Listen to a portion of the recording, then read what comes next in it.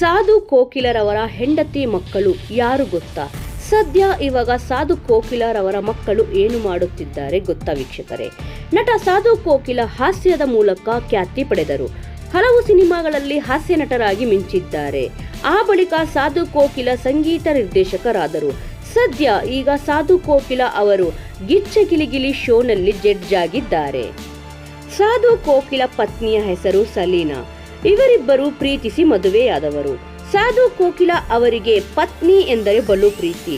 ತಮ್ಮ ಕಷ್ಟ ಕಾಲದಲ್ಲಿ ಸದಾ ಜೊತೆಯಾಗಿರುವ ಹೆಂಡತಿಯ ಬಗ್ಗೆ ಅವರು ಸದಾ ಹೆಮ್ಮೆ ಪಡುತ್ತಾರೆ.